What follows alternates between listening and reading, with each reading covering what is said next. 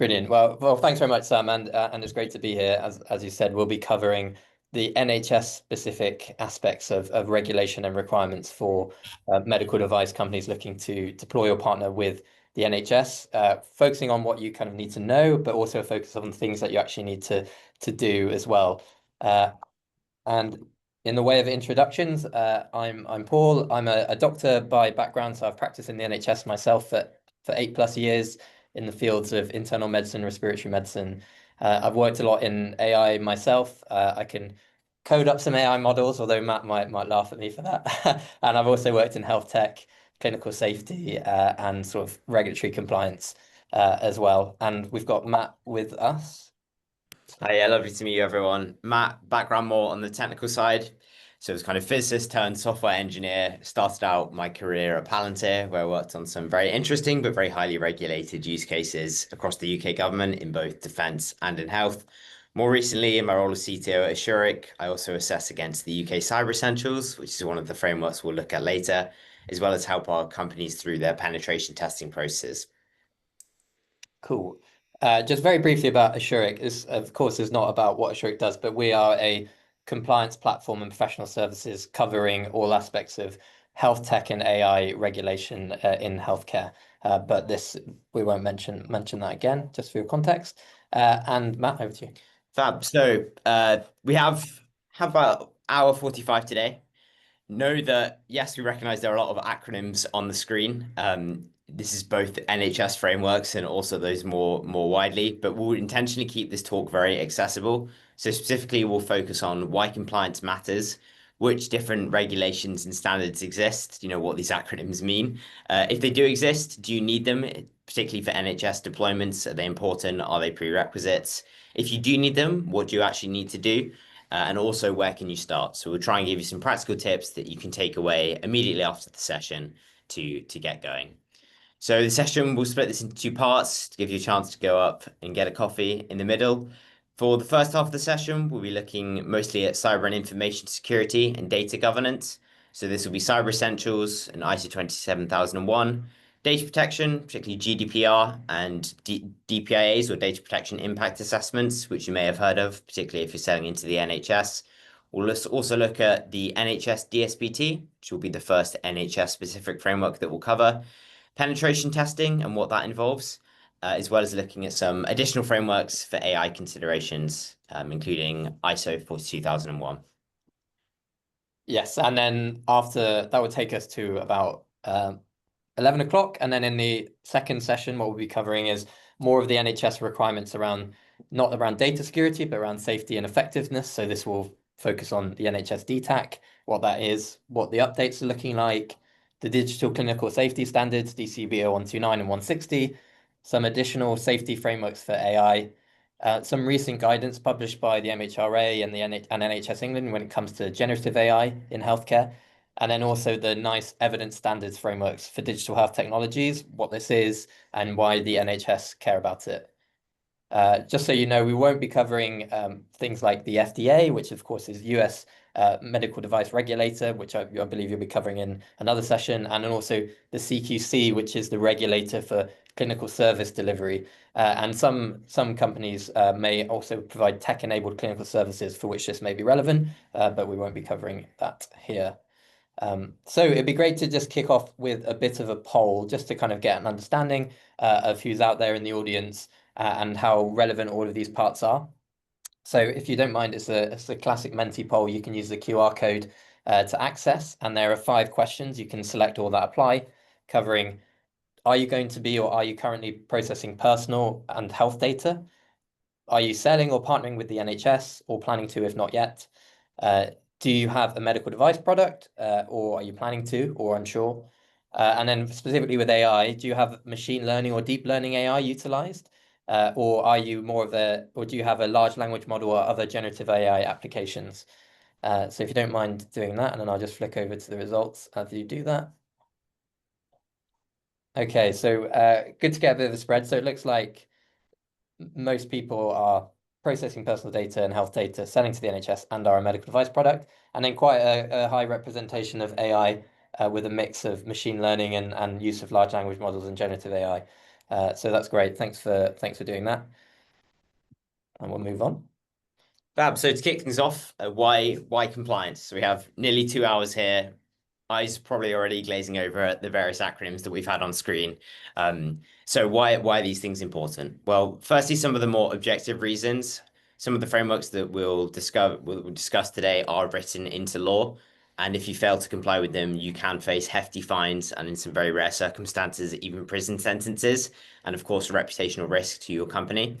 But from the perspective of your business, compliance is a truly excellent way both to build trust with users, but also to secure contracts, particularly within the NHS. Some of the various frameworks that we'll run over are prerequisites to both having conversations and also getting your foot in the door with pilots. This could either be at the trust or ICB level or even down to the GP practice level. But most importantly, really the reason that compliance is important and ultimately what we're trying to achieve here is both to protect your users of your applications and also to build trust in you and your brand and your product. So to kick things off, we'll run through cyber and information security. Cybersecurity is the term that is most often thrown around, but really what we're talking about here is keeping information safe. And so protecting that data, and that's where the term information security comes in. As a very sort of chilling reminder as to why these things are important, you only have to pick up your phone once a week or so. It often feels like at these times to view some of the headlines to remind yourself as to what can go wrong if you fail to comply with information security best practices. So from the last 2 years alone, in 2022, we had the One Advanced data breach. One Advanced is a large NHS data supplier.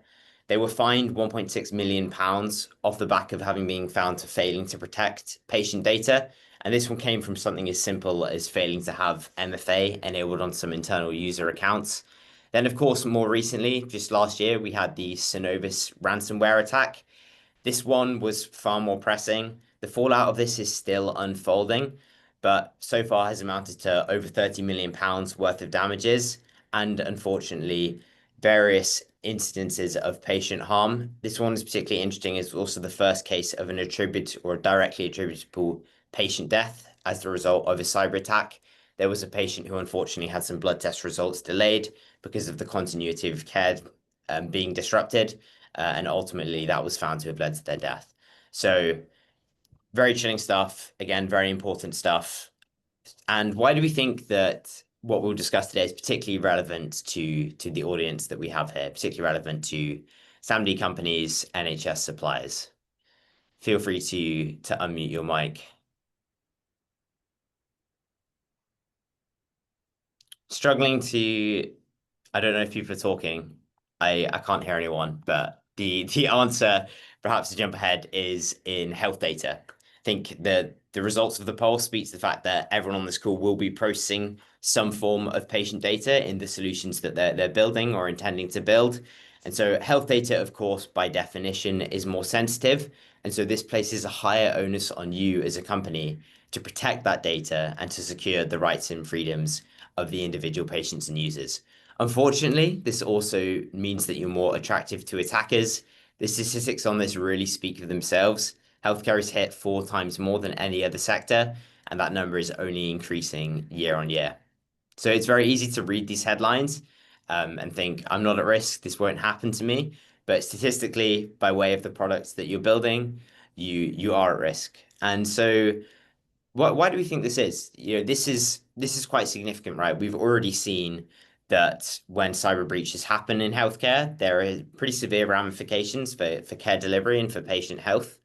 And so why is it that criminals target health? Well, unfortunately, the answer to that lies in what motivates criminals, which at the end of the day is money. If you look at some of the kind of dark marketplaces where this information is exchanged, if you think about more traditional forms of sort of sensitive personal information like a social security numbers would typically be traded for around $1 each. Credit card information, that can be around $5 a piece. But when it comes to health records, you're looking at about 10 times that. So criminals know that health data and health applications are a gold mine and that they can, as a result of this, they can raise or they can demand ransom payments. The Synovus cyber attack that we looked at came with a $50 million demand ransom payment on the NHS as a result of that. And because the implications of having care delivery disrupted are so significant, unfortunately, we often see healthcare organizations going against best practice and caving in and paying those ransom payments in various circumstances. Criminals also often exploit what are called multi-extortion techniques. So this could include threatening to disclose the personal information of a particularly high profile, perhaps a celebrity, whose data they've uncovered, and using multi-extortion to demand extra payment as a result of that. I saw we had a hand raised. Was there any questions? Yeah, I think Kevin put it into the Yeah, chat. He was wondering so about there's a question I put in the chat. Do you have numbers for the UK For which specific numbers? for the ransom sort of 47% that how often they get paid? I don't have the stats to the top of my head in the UK. It is significantly less in the UK.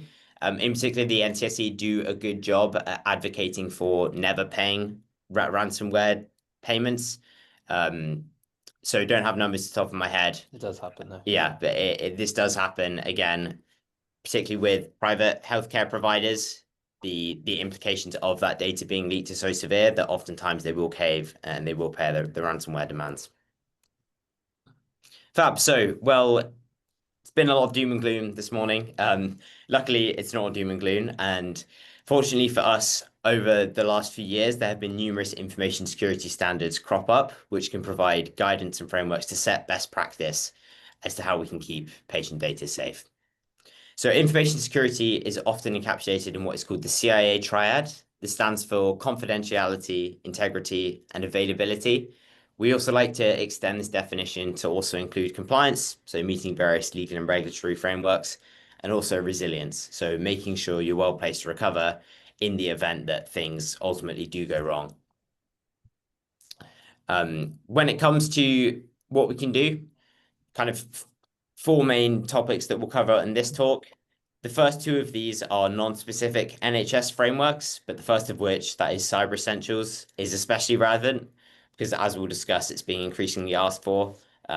It's split into two parts, Cyber Essentials and Cyber Essentials Plus. Cyber Essentials will be a prerequisite into selling into the NHS. Next up, we'll look at ISO 27001. This is an internationally recognized framework, but it's important to be aware of and might be something that you'll look to do as your business expands and grows in size. We'll then cover the NHS DSPT. This stands for the Data Security and Protection Toolkit. Again, the DSPT is mandated if you're an NHS supplier or you're going to be processing patient data of anyone in the NHS. And then we'll also look at penetration testing, what that is and what it involves. So to kick off with Cyber Essentials. Cyber Essentials is a UK government-backed scheme focused on protecting your organization against the most common cyber threats. In particular, it's a very good starting point for smaller companies. It's run by the NCSE, but operated in practice by the accrediting body, which is called IASME. And Cyber Essentials is a really great way to build trust in you and your company. If you're looking for kind of first pass stamp of approval, Cyber Essentials is definitely an excellent place to start. It covers 5 key control areas, which cover all aspects of your business, from secure configuration, user access control, as well as malware protection, looking at your devices, making sure you have appropriate antiviruses and operating systems installed, as well as secure update management and firewalls. In terms of what the certification process actually looks like, for Cyber Essentials, it's very easy.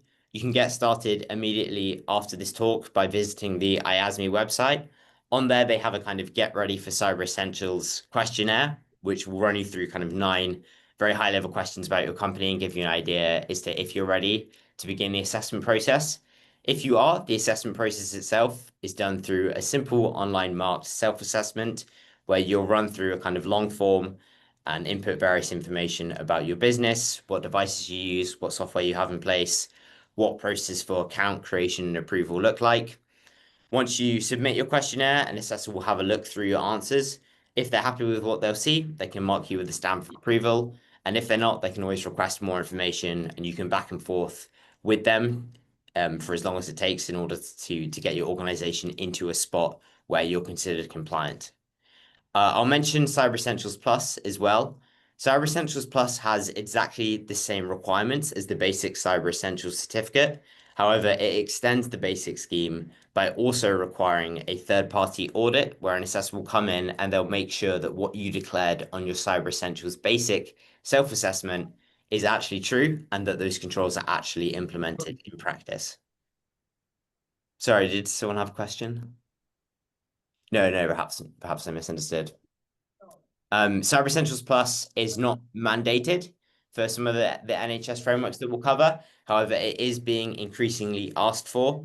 In the last year or so, in particular, we're seeing NHS England guidance and also IG teams specifically ask for CE Plus. So generally, it's now considered recommended if you're selling into the NHS. So a quick word on ISO 27001. ISO 27001 is the international standard for implementing what's called an Information Security Management System, or an ISMS. An ISMS is a systematic framework of policies, procedures, documents, and security controls that your organization can implement in order to have a robust way of securing information and systems within your company. ISO 27001 covers 93 controls covering all aspects of your business. The process of achieving ISO 27001 is much more involved. Implementing these controls can take anywhere from kind of 3 months up to 18 months, depending on the nature and scale of your organization. But once you've gone about implementing the controls and you're happy with your ISMS, you can then request that an auditing third party come in. They will take a look at your ISMS and the controls that you've implemented. If they're happy with what they see, they can then mark you with a stamp of approval and get you ISO 27001 accredited. A quick note on the accreditation process. Certificates are issued by third-party accrediting bodies. Not all ISO 27001 accrediting bodies are made equal. In particular, in the UK, the de facto accrediting body is called UCAS, and so generally it's recommended to go with them as they're the most widely recognized as being a reputable provider. Whilst the ISO 27001 process is more involved, I would say that it is a well-recognized stamp of approval internationally. And so it's a really great way to build trust, particularly if you're looking at expanding overseas and taking that certificate with you. So what can you do to get started? You can download the ISO standard itself. This is a long PDF document that you can get from the ISO website, but that will walk you through these 93 different controls and how you can go about building your ISMS. Great. So now onto our first NHS specific framework of the talk. This will be the NHS DSPT. This stands for the NHS Data Security and Protection Toolkit. This is not dissimilar to ISO 27001 in that it measures the level of information security and data protection that you have across your organization. This is everything from personal data handling, so thinking about GDPR, protecting PII, personally identifiable information, through to access controls, so security controls you have in place in your various different systems. The DSPT also places a higher onus on training. You'll be asked to confirm that at least 95% of your staff have completed a form of information security awareness training, as well as incident response and business continuity. Having UK Cyber Essentials, that's UK Cyber Essentials Basic, is a prerequisite to completing the DSPT. And you'll also be asked for penetration testing as well, which we'll come on to later. The NHS DSPT assessment process is again done through an online self-assessment. There's a portal which you can sign up to and complete your assessment. If you're a smaller so-called category 3 organization, the definition of that is that you have less than 50 employees or a turnover of less than 10 million. The NHS DSPT is a self-assessment. However, if you are either over 50 employees or have a turnover greater than 10 million, then you're a so-called category 2 organization, and the DSPT alongside the self-assessment will also come with a third-party audit. The DSPT updates every year. There was actually an update released just yesterday, so we've been hot on our toes, kind of keeping track of what's changed on that front. But you only have to submit your self-assessment once per year, and the deadline for doing that is on June 30th. So to get started with the DSPT, if you've not done so already, you will need an NHS ODS code. It's like an NHS organization code. And you can apply for that with a quick Google search. That will take you through to a form where you can apply for an ODS code, and then you're then well placed to sign up to the DSPT self-assessment portal. A quick note on this: when you sign into the DSPT self-assessment portal, you'll be asked to select an organization type. It's very important that you select the other type if you're less than 50 employees or 10 million turnover, as mentioned before, because the self-assessment that you fill out will be significantly reduced in size. As well as that, the DSPT team do a great job at publishing big picture guides, which run you through the kind of different controls that are in place. So definitely recommend giving those a read. Fab. So as mentioned earlier, pen testing forms a part of the DSPT. Quick note on that, you can meet this DSPT requirement either by doing Cyber Essentials Plus, which as mentioned earlier includes an audit, so kind of counts as a form of pen testing in some respects, or you can do a kind of fully fledged manual penetration test, which is generally recommended because you'll need to do that if you're undergoing the NHS DTAC, which is another NHS framework, which we'll come on to later. Kevin, is there a question? Yeah, if you've got a medical device that's out in the field, as opposed to being in a hospital or a clinical situation, does the pen test get more complicated? So the NHS DSPT, as on the slide here, will apply to anyone who's either supplying directly to the NHS or is processing patient data of anyone in the NHS. Now, the NHS DSPT will ask you to confirm that you've had a penetration test done. And so the answer to your question will probably depend on whether or not you need to complete the NHS DSPT. Are you processing NHS personal data? A quick side note would be that if you do have a medical device out in the field, it's definitely recommended that you do a penetration test against that regardless. But whether or not that is a kind of quote unquote strict requirement will depend on if you're an on-paper NHS supplier. Does that answer your question? Not really, but I've got more clues from it. Okay, Paul, do you think I misunderstood? Yeah, what do you mean by a medical device We're out in of the mental field? health, so we are definitely processing sort of personal data, very personal data. But the device is out in the field, like we have no control over it. So how, like the penetration testing is quite different for something like that than it would be for, just a simple app on a phone. Well, yeah, I think we'd have to know more about what the device actually is and what you mean by out in the field. But more than happy to kind of chat about it after if we. Yeah. Okay. Yeah. Kevin, how about we'll leave time for questions at the end so we can dive into your specific use case in more detail then, perhaps.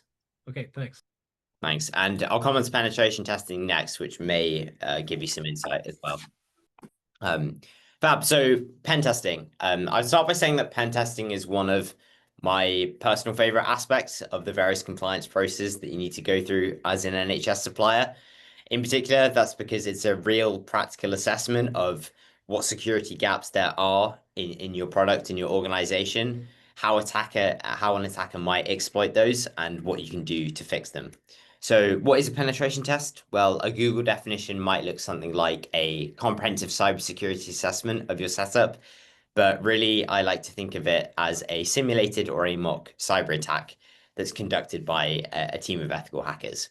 So the pen testing process itself will be carried out by either a team or an individual security professional. It will test your application, your environment, perhaps your cloud environment, your various systems and networks against the most common vulnerabilities, but it will also go beyond a simple vulnerability scan by also showing how an attacker might exploit these various vulnerabilities in the real world, how far they might get, and what the real world impact of those vulnerabilities being exploited might be. Pen testing should be conducted at regular intervals, particularly if you're making significant changes to your product or infrastructure, but at least annually there otherwise. And I'd add that pen testing, and particularly having a clear pen test report, is a really excellent way to build trust, particularly with the IG teams that you might be speaking with as you deploy into practices and trusts. So what can you expect if you do a pen test? Recognize pen testing can often seem quite intimidating, particularly if you haven't run through the process before. But generally speaking, the pen testing process is well defined and can be split into these four kind of stages. The first stage is scoping. So here you'll sit down with Your compliance team and the security professionals will be conducting your penetration test. You'll run through what your product is to give the testers an idea as to how it actually works and how it's expected to be used in the real world. Here, you'll also provide them with any infrastructure diagrams or API documentation that you might have. Part of the scoping process will also involve provisioning test environments and or like mock user credentials that the pen testers can use to get a better understanding of your setup. And the outcome of your scoping process will be a statement of work, which will break down how long they expect the pen testing to take, what methodology will be involved in conducting the test itself, and also they'll ask you to sign off to provide an indemnity signature, because ultimately they're essentially going to be attacking your products and infra. So that signature is a requirement to make sure that they're not breaking things like the Computer Misuse Act. Next up, you move into the test phase. This is where they'll actually go in and start hacking and assessing your various systems. The duration of the test phase will be very dependent on the complexity of your products and infra. If you're building a kind of more traditional digital health app or product, you can typically expect this to last between 3 and 6 days. Your full attention won't be required for the whole test period, but it is important that you're on call to monitor and respond to any high-risk findings that might come up. Once the test phase is complete, you'll then receive a report. A well-written report will give you a clear breakdown of the vulnerabilities that have been identified during the assessment phase, alongside very clear and actionable remediation advice as to how you can mitigate the risk associated with those responsibilities. This is the particularly important piece of evidence item, which you'll be asked to present as you undergo your due diligence process, for example, when selling into the NHS. After you've received your report, there is a non-zero chance that there are vulnerabilities identified that will be defined as like critical or high risk. In those instances, it's important that you get the chance to remediate them, so follow the remediation advice, and then ask the assessors to retest to make sure that the fix that you've put in place is up to scratch. You can then have a kind of new report issued, which outlines that, yes, in fact, the fix was good and the risk associated with that vulnerability has been mitigated. Within the NHS in particular, IG teams will often ask that the final report and the outcome of your most recent penetration tests asserts that there wasn't anything high or critical risk outstanding in your application. So you can expect to continue on the kind of remediation and retest report until your app is secure and in a good spot. So some FAQs for pen testing, things people commonly ask. I think the most important thing here is that you understand that you should go into a penetration test with a very judgment-free mindset. Ultimately, this is an assessment being done by a third party, which is supposed to reflect a real-world scenario. So there's nothing explicitly that you should be doing and kind of overthinking or over-preparing. However, it is important that you think about security early when you're building your product and that you try and follow best practices for secure development when you're building your solution. I'd flag OASP here. This is the Open Web Application Security Project.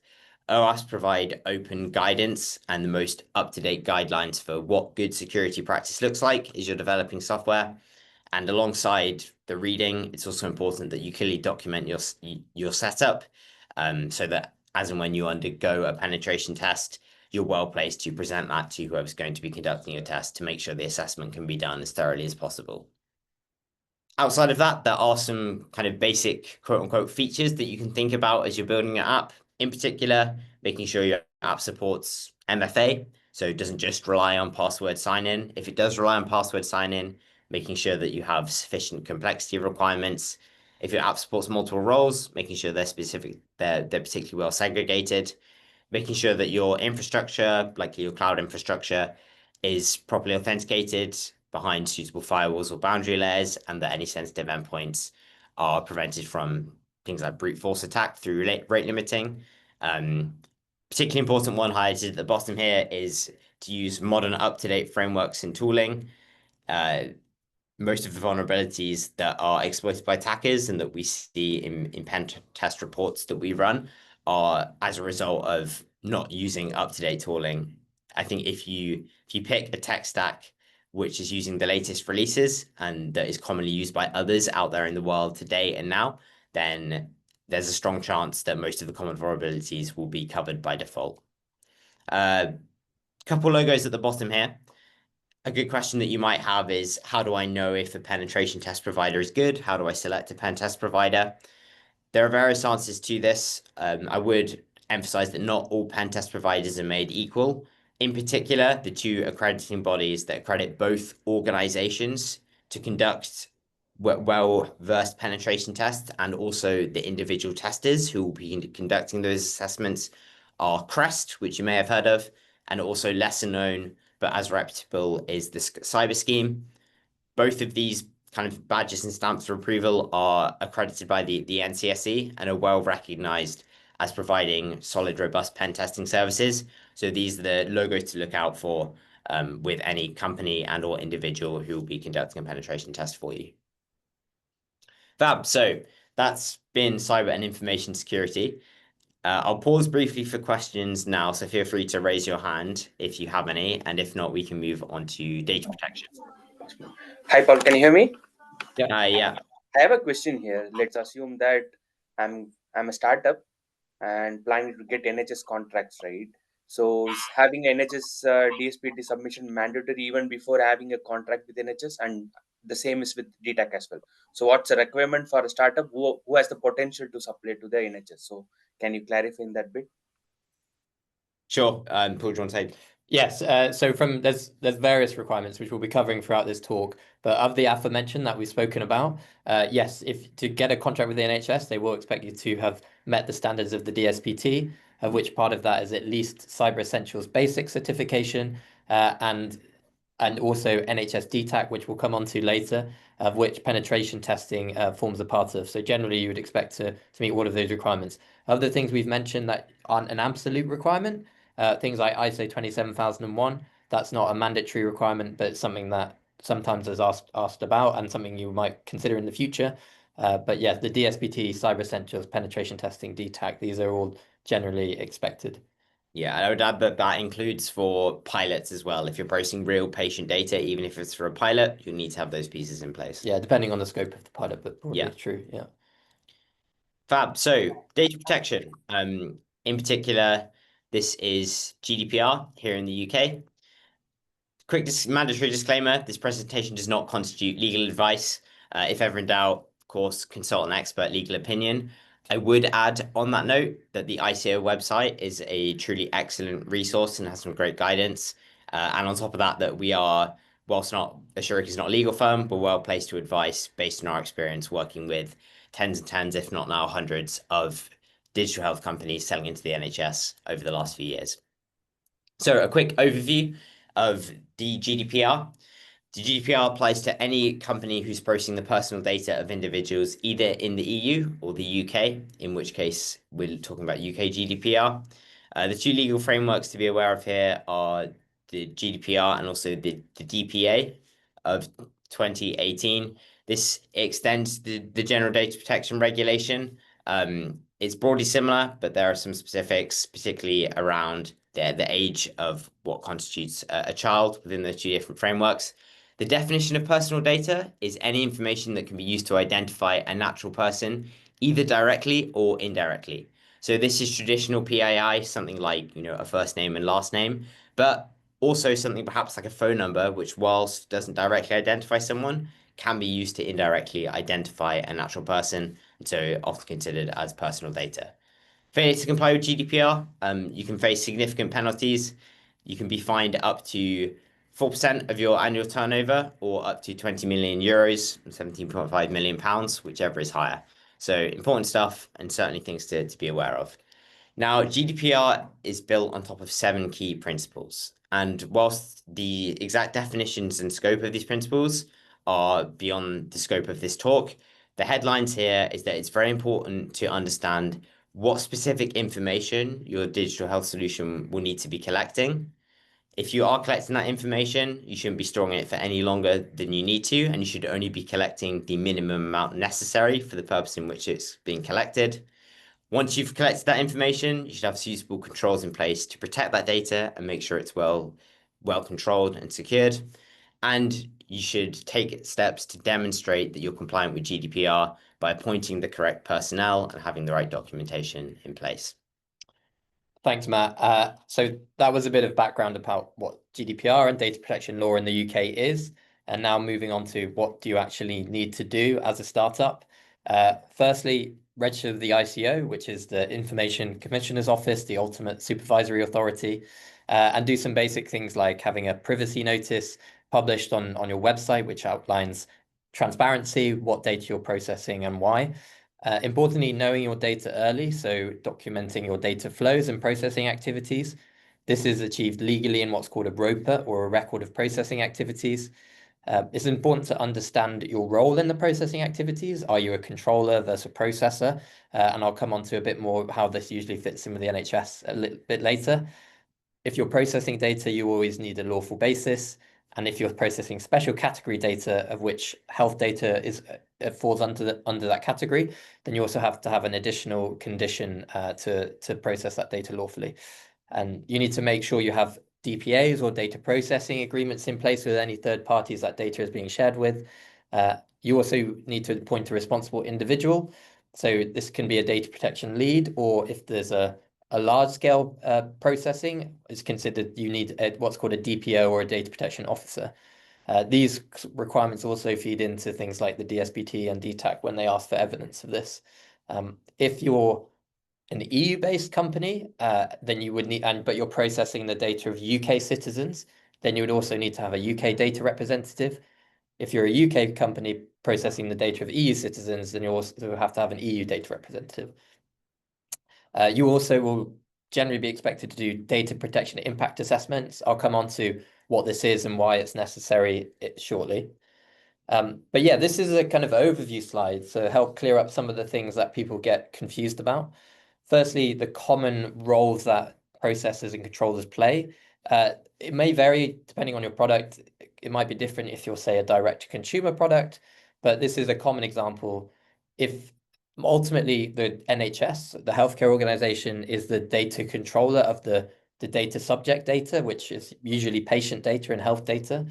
If you're providing a software as a medical device and AI medical device to an NHS organization, then you're likely processing that data on behalf of the data controller, which would make you a data processor. And then you may also use what's called sub-processors. So you then may be sending that data to other third parties, for example, your cloud provider, like AWS is listed here. So, and therefore you have to make sure you're doing that in an appropriate way. And what the NHS cares about is that data being shared is done legally, and they have assurance that it's being protected. Contractually, this is achieved through what's called DPAs, or data processing agreements. So there'll be a data processing agreement between you and the NHS, the data controller, to make sure that data is being shared legally and in line with the purpose of data processing. And then you will also be likely sharing data with sub-processors, for which you would need a data processing agreement or a data processing addendum in place. And then you may be some additional considerations to consider if you're sharing health data. I mentioned DPIAs. This is another requirement that the NHS will need to complete, because they'll be sharing special category health data, likely high risk to the individuals, the data subjects, and therefore you will need to complete or support the NHS to complete a data protection impact assessment. More on that a little bit later. And also they'll want to see evidence of kind of appropriate security controls, so that they can have confidence that any patient data they're sharing with you is being appropriately looked after by you or any sub-processors involved. So that just gives you a bit of an overview. Also, an important consideration is data residency. I'll come on to this again, but the NHS will ultimately want confidence that or evidence that the data is stored ideally in the UK, if not the EEA or European Economic Area. If there are international transfers, then these will have to have appropriate transfer mechanisms, which I'll come on to. Okay, so just to round up data protection with DPIAs and international transfers.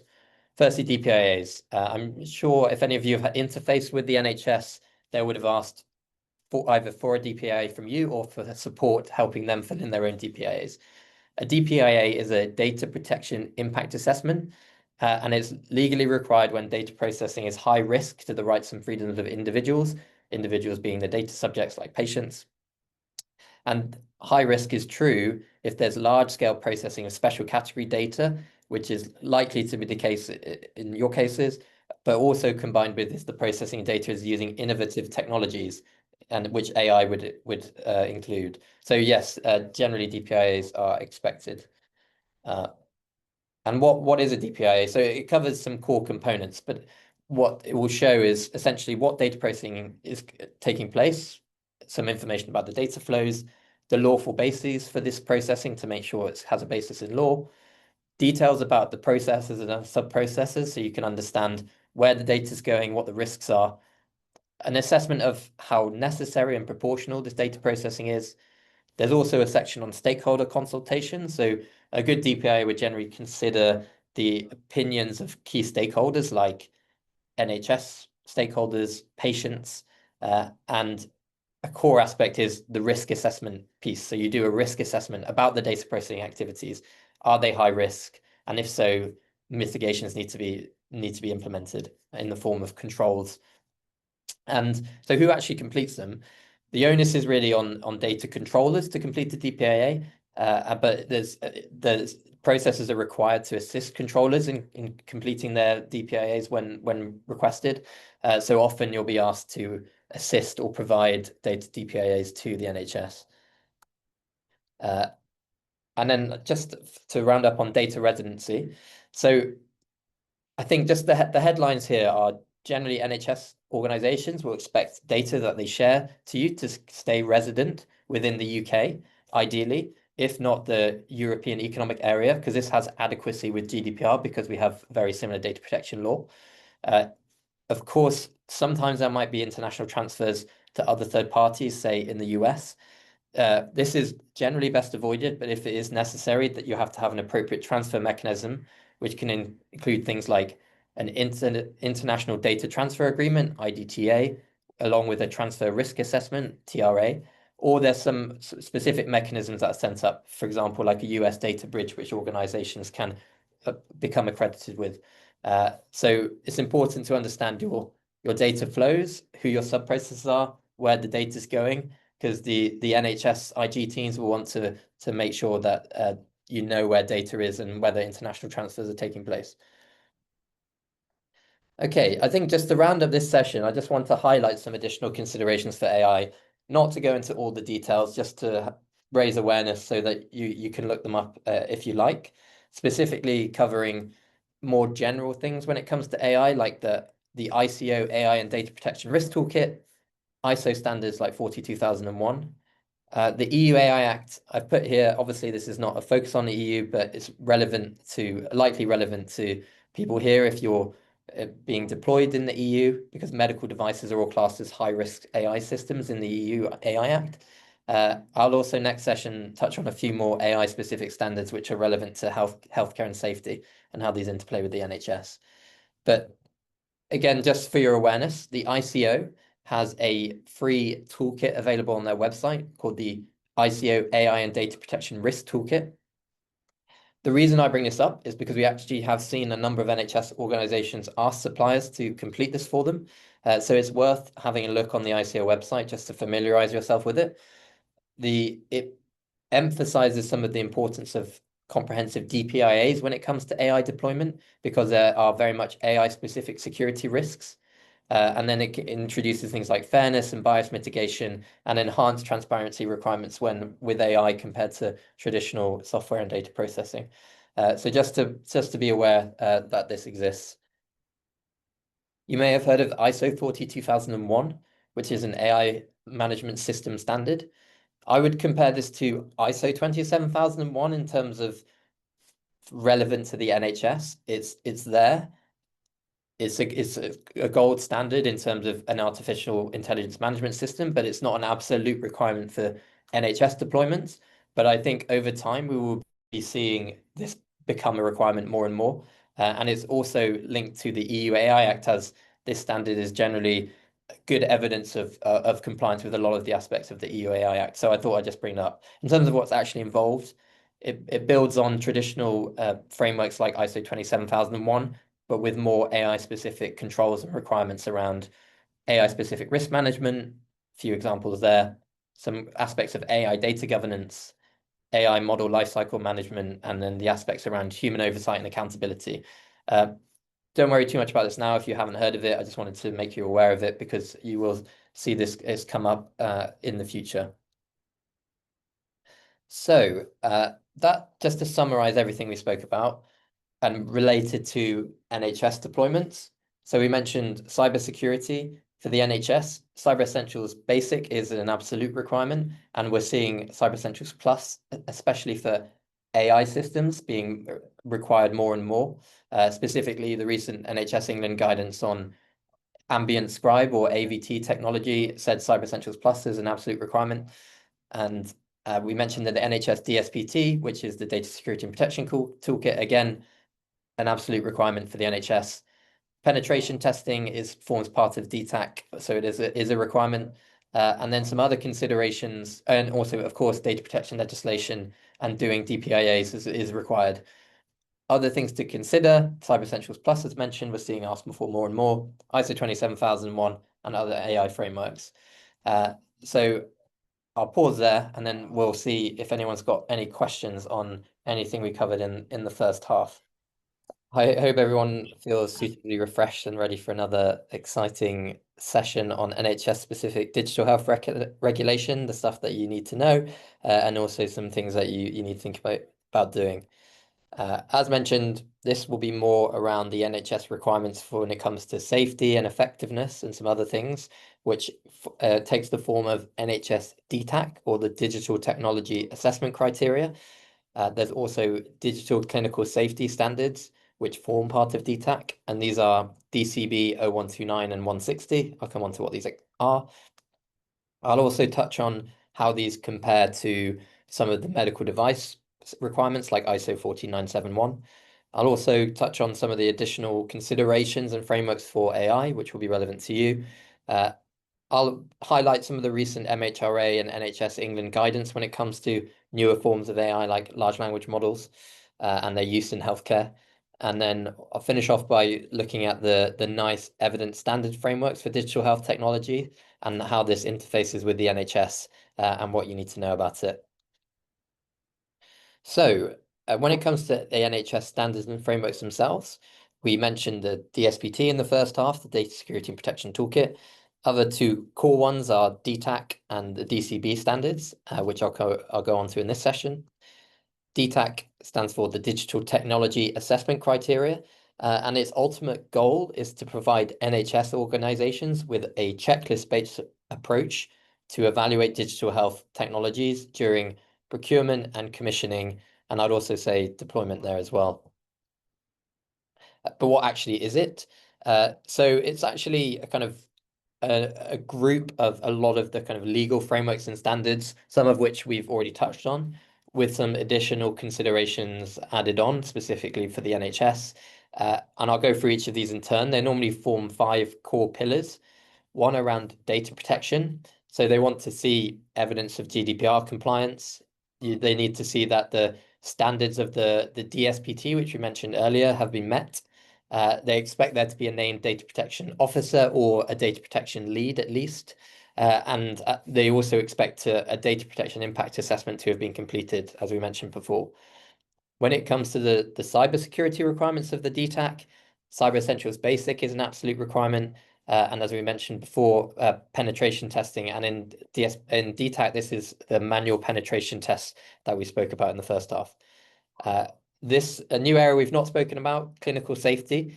So having compliance and evidence of compliance with the DCB standards, which I'll come on to, including having a named clinical safety officer and the key deliverable documentation, which as a minimum is hazard logs and a clinical safety case report.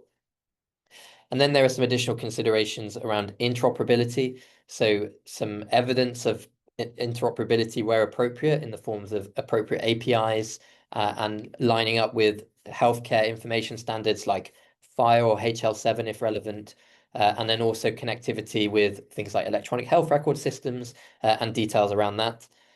And then also requirements around usability and accessibility. So the NHS will want to see that products are accessible and generally meeting or in part meeting what's called the Web Content Accessibility Guidance, or WCAG.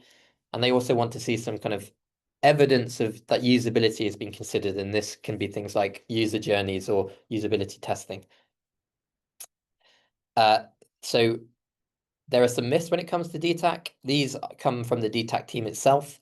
I would highlight that the DTAC is undergoing a review, and I'll come on to what the new version might entail. But these are some of the things that apply to the current version. Generally, it's expected for pilots, at least. It is mandatory according to the NHS England. It does apply to registered medical devices, which is important, as some feel like it might not apply because you've already met quite a high bar when it comes to safety requirements. And it isn't centrally assessed. At the moment, it's assessed at each procuring organization level. I'll come on to this in a bit more detail. And it's not a kind of certification that you can acquire, although there are some third parties which are unaccredited that can offer that kind of service. And generally, it's a group of things that are required by law, as well as some additional requirements. So the entry criteria is generally considered to be reasonable. But what is the future of DTAC? Well, some of you may know that DTAC is currently undergoing a review, and version 2 is planned to be released this month in September. It hasn't been released yet. I don't have loads of insider knowledge, but just for your awareness, DTAC was created a few years ago, and now this is the new version.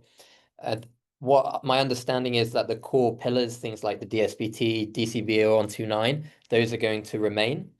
But there's generally a move towards acceptance of assurance processes and other organizations, the move to try and avoid these duplicative processes, and then aligning with what's called innovation passports, which I have a slide on.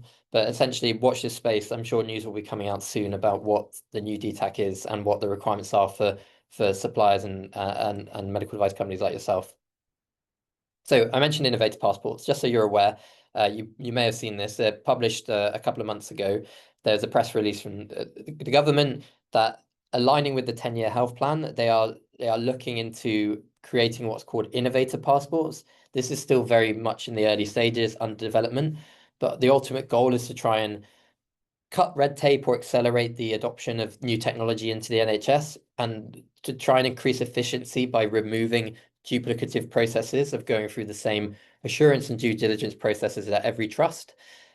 So we will see how this will actually work in practice and who will be able to certify or administer these innovator passports. But this is, I imagine that the new DTAC will try and align with this and try and solve that problem of a lot of kind of duplicative work when it comes to assurance and due diligence of digital health technologies.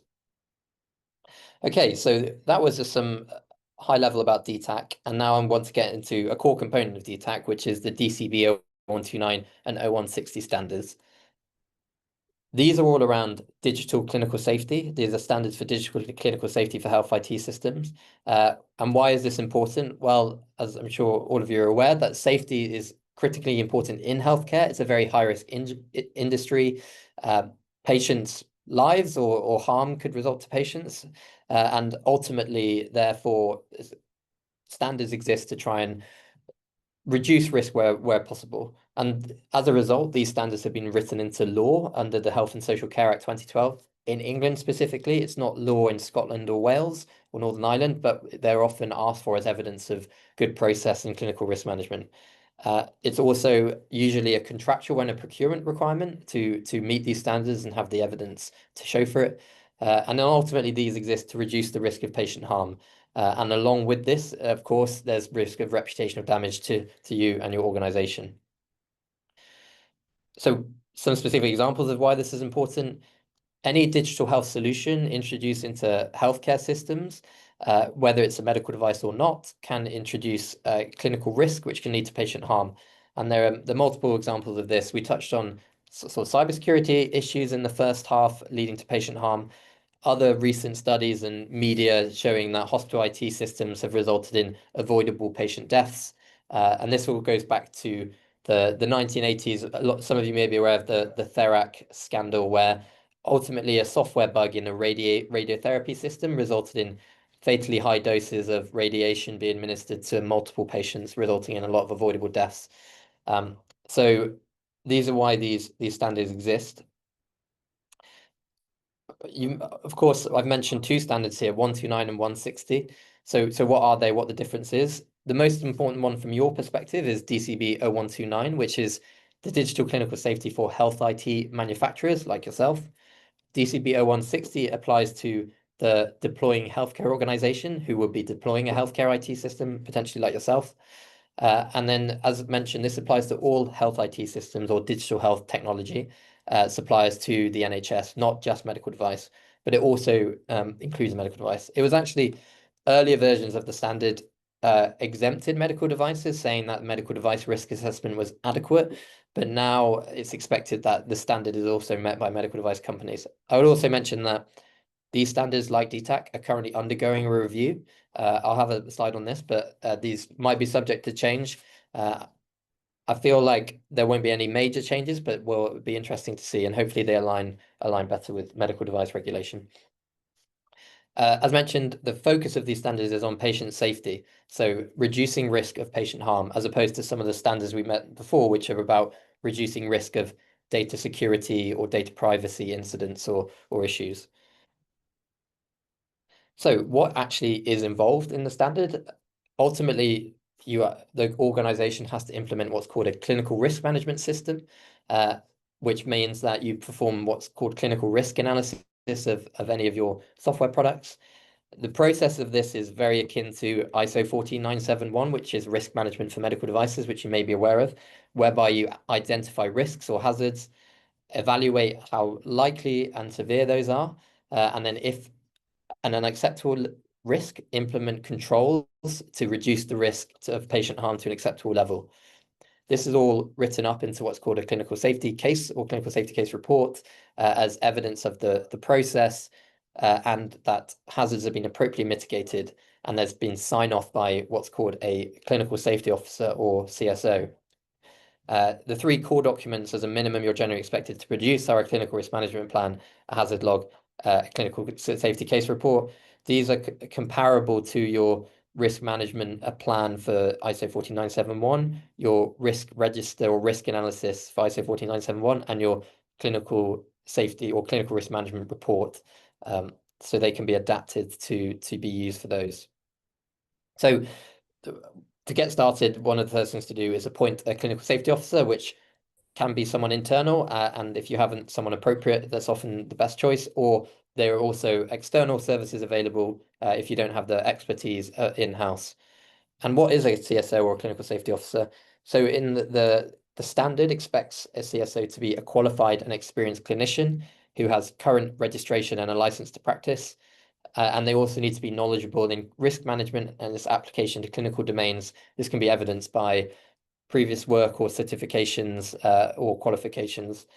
And they have overall responsibility for often production or sign off of the key deliverable documentation that we've mentioned, and ensuring that the standard is followed and then clinical risk management activities are completed to an acceptable level. I just mentioned that the DCB 129 expects a manufacturer to have a CSO, and the DCB 160 expects the deploying organization to have a CSO. Can I just check? Yes. Well, Kevin, does that answer your question? Because there was a question about what are the qualifications of a CSO? Is that yeah, I can touch on that because sometimes that's not very clear. Essentially, it's not completely prescriptive what the qualification is. NHS England has a clinical safety officer training course, which is some online modules and then a one-day kind of online or in-person course. That is a well-recognized one. There are also other providers that provide that, and there's currently a framework for suppliers to become sort of approved providers of CSO training, which will be overseen by NHS England. So essentially training in the way the standard works, and it could be via various courses on a background of being an appropriately qualified and experienced clinician is usually adequate. And often the training courses are a useful starting point, but they are doing the actual work they don't go far enough to fully equip people. So often you need to have that as a starting point and then get some real practice. Does that answer the question? Well, I suppose Yeah. I'd ask the question from the perspective of mental health. What would that look like in mental health? Again, you don't necessarily have to have domain knowledge in order to be the clinical safety officer, although it does help for example, in mental health, the minimum requirement is to be experienced in the process of clinical risk management and with an understanding of the standards themselves, and then you can apply that to those different domains. Often the role is to help facilitate discussion and gather the information. So you often do workshops and bring in different points of view and different expertise. So in the mental health example, you would have people deploying the product, you'll have mental health specialists, and then all of these people can feed into a discussion around what the risks are and how these could be appropriately controlled. So the CSOs themselves don't need to have, say, be specialized in mental health, although that can help. Does that answer your question? Yeah, it does. Thanks. That's a lot clearer. Okay. Sorry, Paul, there's another question on Yeah. CSO, so just thought it'd help before we move on. Antonia asks, can you expand on the company versus deployer organization? Looking for a CSO, do I need to look for a full-time role to hire or less? Sorry, Anthony, I maybe have not asked that in the best way. Do you want to ask the question? Yeah, no, I think you're good. I think because Paul started talking about that and got so who hires the CSO as a company in order to fit some of these requirements? We need to have that role as a hire in the company, or is it advisor, is it external? And what's your advice or experience from other companies? Obviously you can't advise, but like, am I looking for a full-time role here to hire? Do I need to budget for that, or what do you think? Yeah, so for startups, it's definitely not a full-time role. Maybe at a very large organization like an EHR provider, a clinical safety officer could be a full-time role. But at a startup, I would say if you can manage it in-house, so you have an appropriate clinician who has either done the training or is happy to do the training, but alongside their other roles, so they might be a clinical person, chief medical officer, clinical lead, or whoever, then that could be a good person, so they can do it alongside other work. If you don't have the resource or an appropriate person to do in-house, then there are fractional clinical safety officers, and there are lots of providers of this service whereby on a kind of part-time basis or on a project basis, a CSO can run the work required, produce the documentation, and then be available for the requirements afterwards, like change management, post-deployment monitoring, and things like that. So for startups, the best options are it being a part of someone internal's role or using a fractional outsourced CSO to help complete the work. I would say for medical device specifically, if you've met the standards of ISO 14971, I'll come on to how they overlap, but you often have done good and adequate work, so you don't necessarily need to outsource to, say, an external clinical safety provider just to provide the CSO. If you do, then you might be able to negotiate on how much work's involved, because the expectation is that a medical device would have done robust clinical risk management already. I hope that makes sense. Perfect, thank you. Cool. Perfect. And I'll come on to a bit more about the interplay between DCB and medical device in a sec. Really useful, thank you. There's one more on the cost of a CSO, but I don't know if you can answer that. Yeah, that is a tricky one. It varies between different providers if you're looking to sort of outsource it.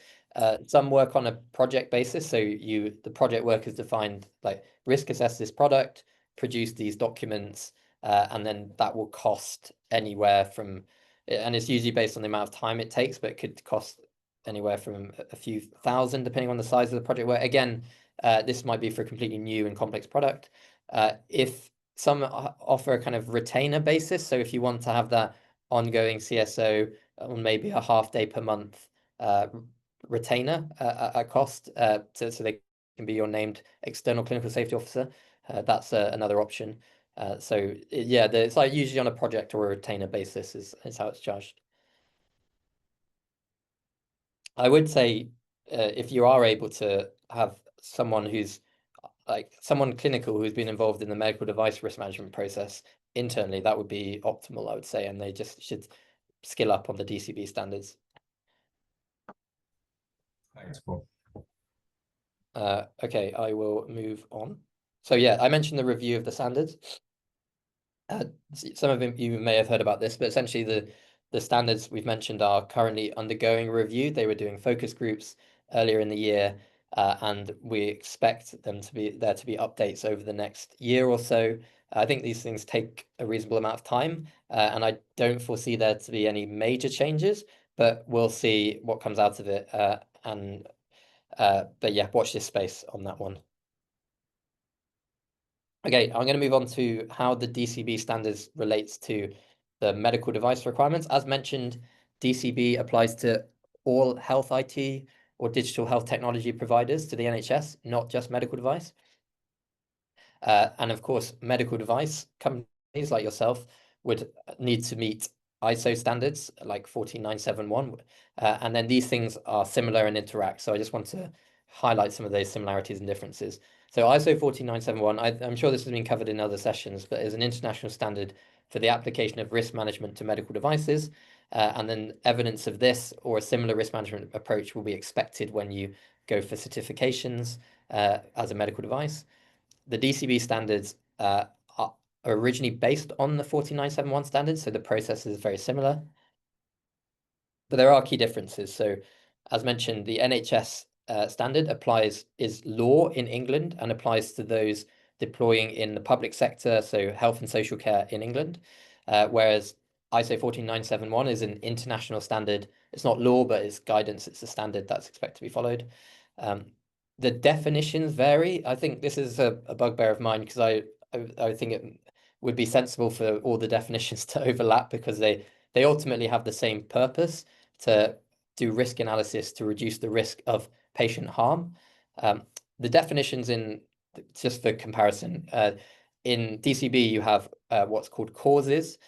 So for example, a software bug, which could lead to a hazard, for example, a clinician misinterpreting the data.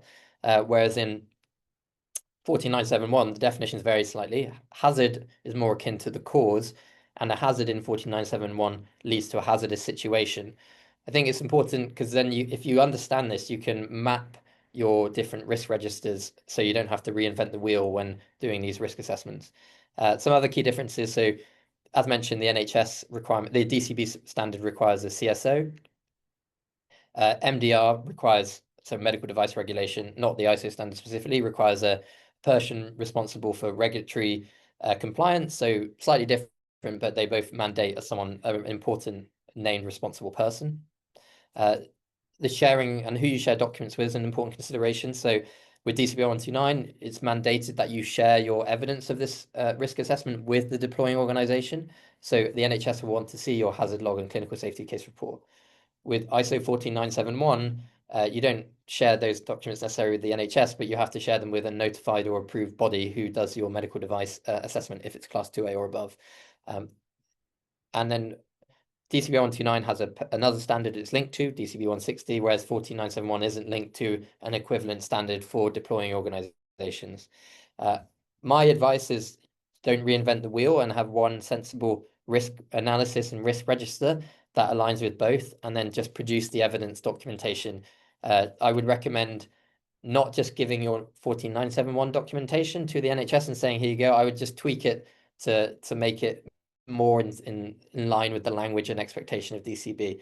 But yeah, I wouldn't reinvent the wheel because ultimately it's the same exercise in reducing risk. Okay, some considerations for AI. Of course, a number of you are AI companies, so when it comes to clinical risk and risk management, you have some additional considerations. You will know this already, but just to highlight a few. So if you have a machine learning based system, of course, you're going to have to consider bias in things like training data, model drift over time, other performance variations like in different subgroups. With LLM-based systems, of course, you're going to have to worry about things like hallucinations, errors and inconsistencies and unreliability. Foreseeable misuse is an important consideration with LLM-based systems because it's generally easier for people to misuse them. And then some other considerations like prompt injection. Both systems have the risk of automation bias, so humans, clinicians could be so used to using the system that they stop checking appropriately, and there's risk associated with that. And then generally it's expected that these kind of risks are considered in your risk registers, be it for DCB 129 or for ISO 14971. In terms of frameworks to assist with this, again, we spoke about some additional frameworks earlier. That was more around data specifically. I'm just going to, again, highlight these frameworks so you're aware of them. I know this talk is mainly on the NHS, so I'm not saying they're these are mandated for the NHS, but I think it's useful to be aware of useful resources out there and yeah, where they might fit in. So covering these 3 different ones, I'll go through each of them in turn. Firstly, we mentioned ISO 14971. Given this is a group primarily of AI companies, it's worth being aware of what's called BS 34971, which is a BSI standard. It's specifically about how you can apply the principles of 14971 to machine learning and artificial intelligence. And they give examples of risks and hazards like some of the things I've mentioned before.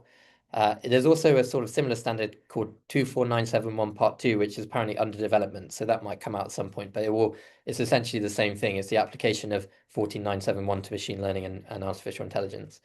I just thought make you aware of it so that if you're doing your 14971 risk assessments, it's worth looking at this as it will help you with those AI-specific risks, such as bias, performance variation, drift, explainability, etc. And then this standard is comparable to things like 14971 and DCB 129 as its risk analysis that you can do as a manufacturer.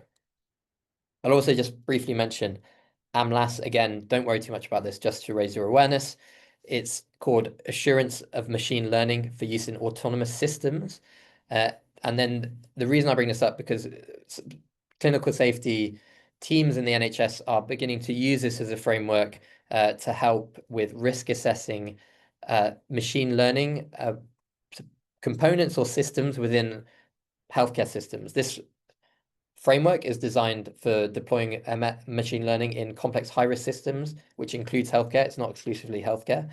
And then how this compares is this kind of compares more to the DCB 160 about how a product can be deployed in the system and the risks involved with that. So again, don't worry too much about this. Not necessarily anything you need to do, but just so you're aware of it. Another one which has popped up a few times, but it's not currently widely utilized, is the BS 30440 standard. Again, just highlighting it. This is a validation framework for the use of AI within healthcare specifically. Some NHS organizations have used this to help with safe deployment of AI systems. So it has come up before and may continue to come up.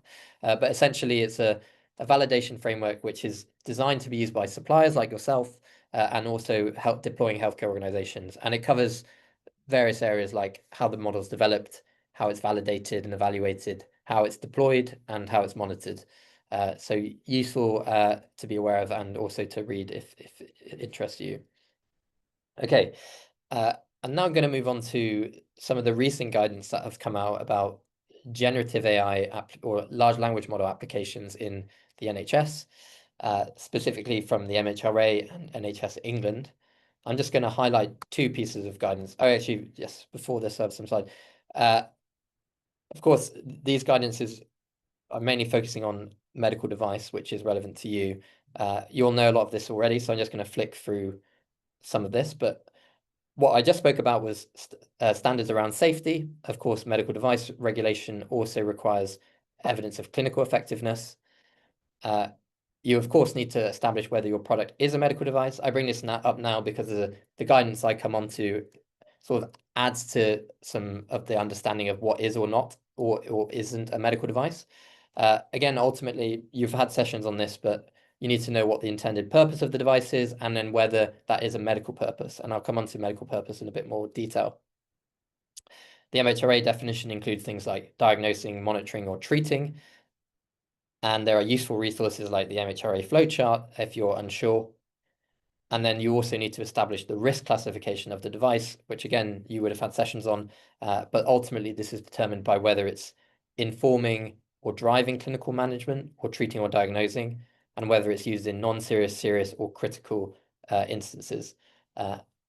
Generally speaking, the vast majority of software as a medical device and AI as a medical device will be class 2A or above, which would require notified body approval or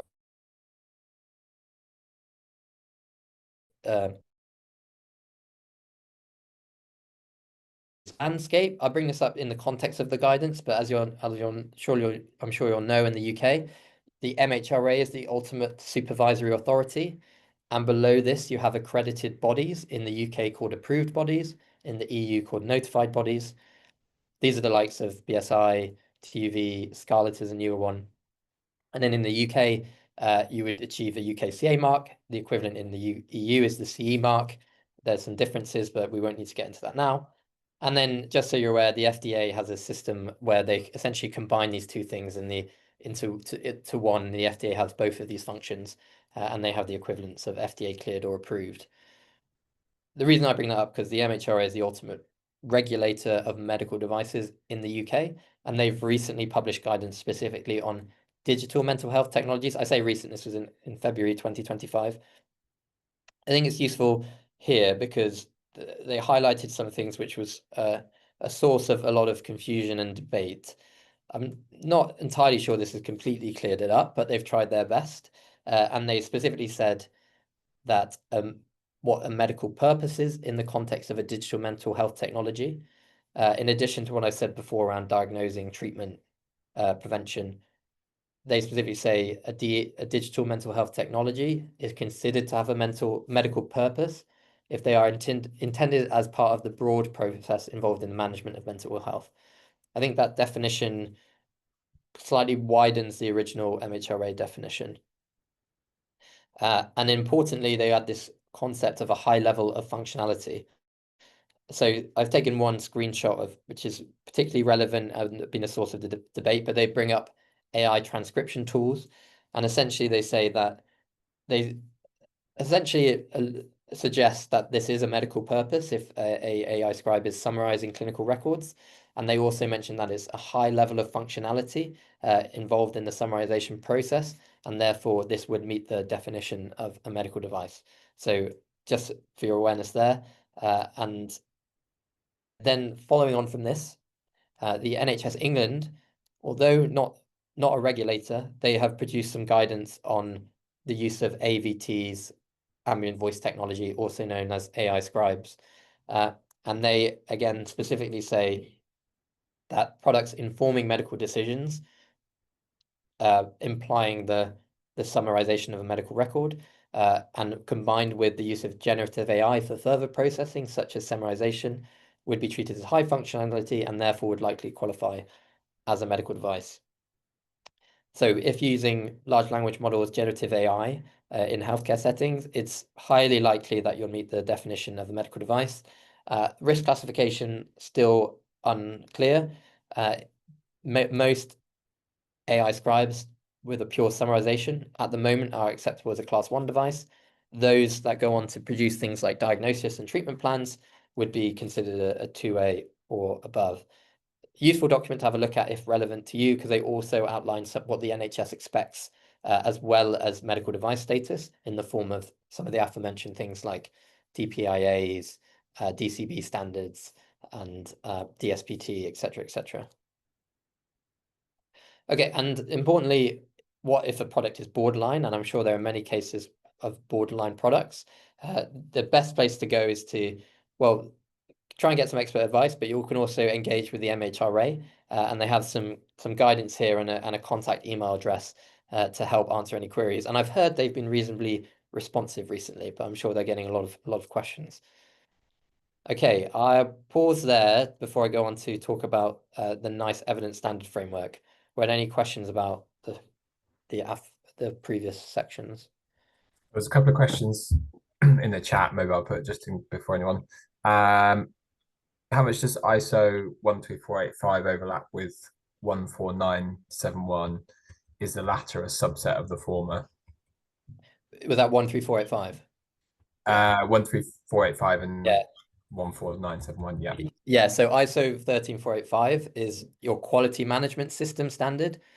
So this is what a quality management system is essentially a structure of policies and procedures to ensure that you maintain quality and safety of your product, your medical device or service. It can also apply to, and then this is evidenced by various records. So a component of your quality management system will be risk management. So within your quality management system, you'll have an SOP or standard operating procedure, which will be about how you manage risk management. This will say you do risk management in line with ISO 14971. And then below this, you'll have records which demonstrate your evidence of this.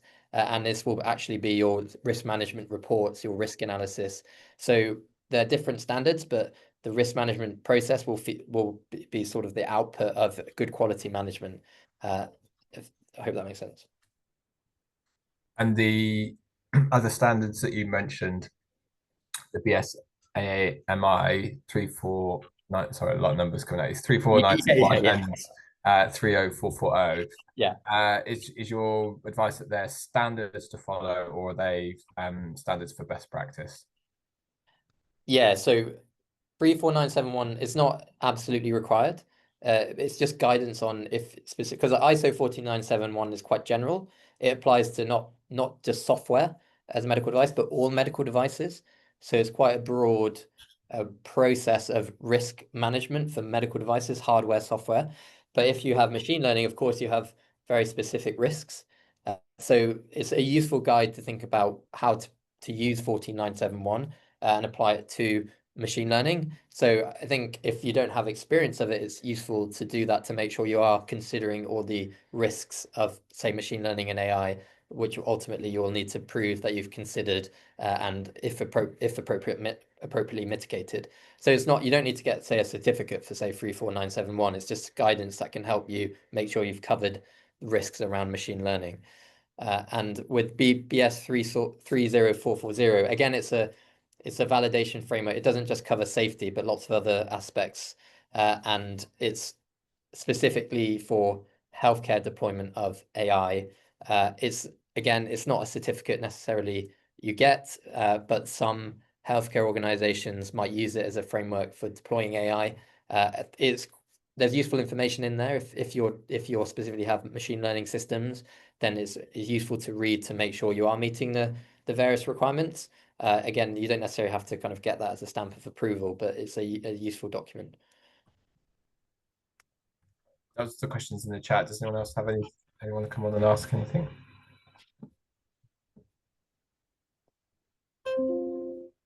Cool. No, it doesn't sound like it. Okay, I'll move on to cover this, and then we can have some time for questions at the end. Okay, so now I'm going to talk about NICE, which is the National Institute for Health and Care Excellence. As I'm sure many of you are aware, they're responsible for assessing the evidence base and cost effectiveness primarily of medications. So medications, drugs used in the NHS, generally need to have NICE approval to show that they're cost effective to use. This now also extends into digital health technologies. So to help assess digital health technologies, NICE has produced what's called an evidence standards framework. And specifically, we've spoken about safety, cybersecurity, medical device regulation. All of those things are, of course, absolutely important. But then say you've done all of that. For the NHS, what they'll also want to see is evidence of effectiveness and value. And why? Because ultimately, for procurement purposes, they'll want to see cost effectiveness, return on investment, and they'll want to see some evidence of that. So this framework has been produced to try and have consistency in that evaluation process.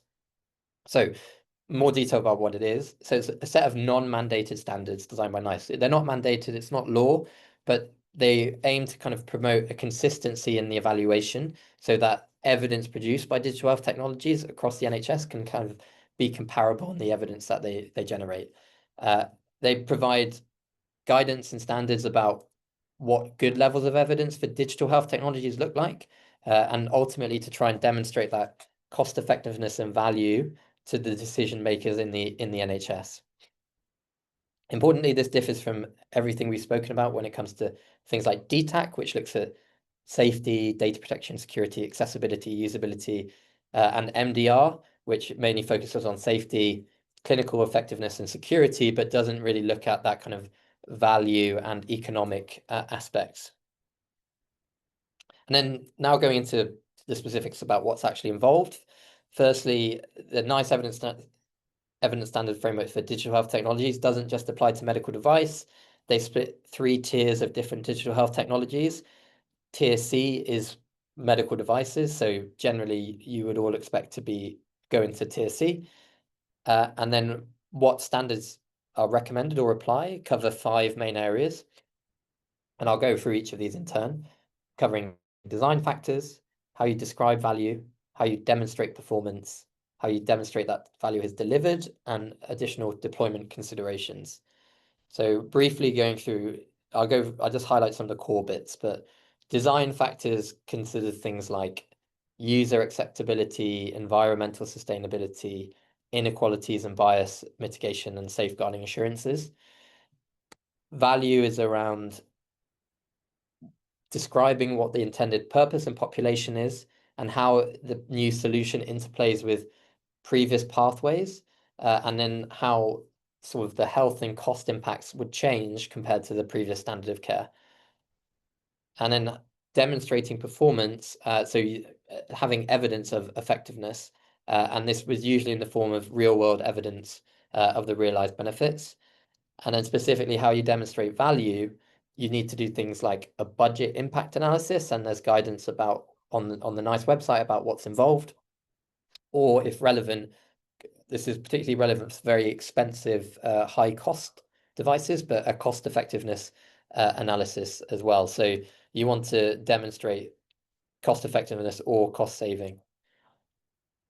And then also some additional deployment considerations.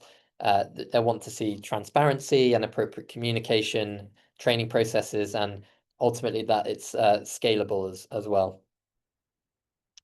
I just also mentioned, because this is probably particularly relevant for this group, there are early deployment standards. So NICE recognizes that for early digital health technologies, that's quite a lot to achieve, especially if you haven't done any studies or got any evidence. So there's produced a subset for early deployment, which essentially reduces a lot of the numbers and removes things like the budget impact analysis, cost effectiveness analysis, because you might not have data yet. So this kind of helps you meet some of the requirements and get your foot in the door with NHS organizations to ultimately then start to build up some of that value evidence, which will ultimately be needed.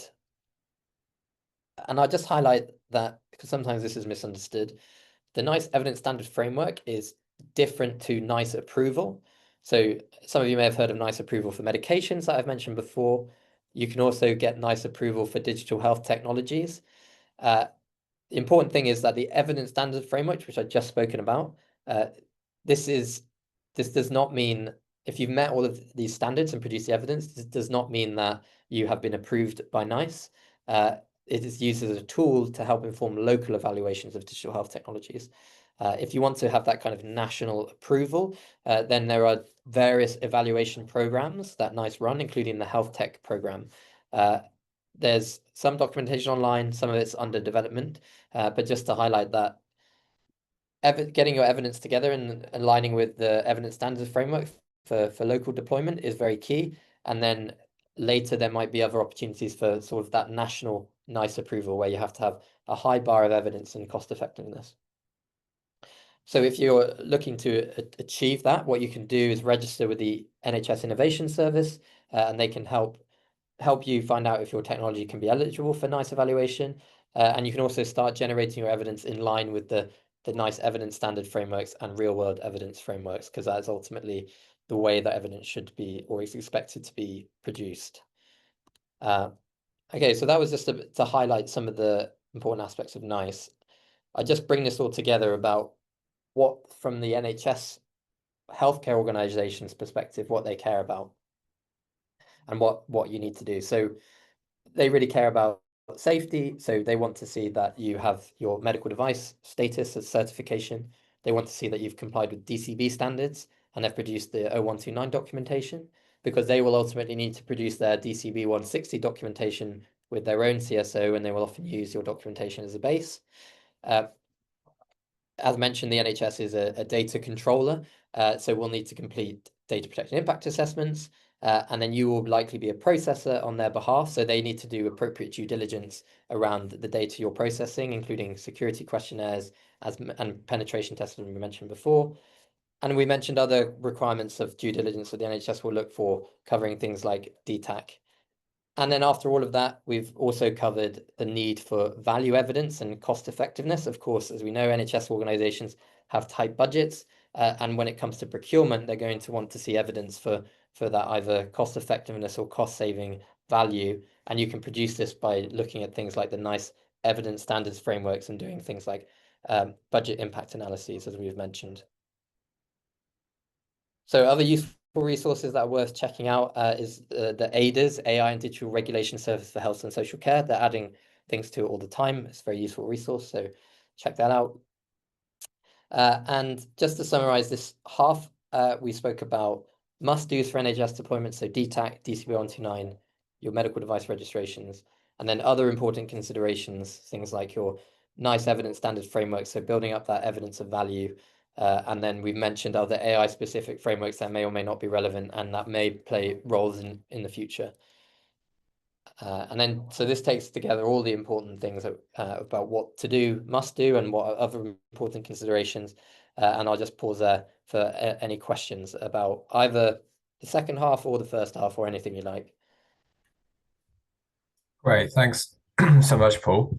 I just, while anyone's thinking of questions, I'll just see, Kevin, do you want to go back to your original question? Because I was also intrigued by, I think you described in the field. So I was intrigued to I mean, a bit more.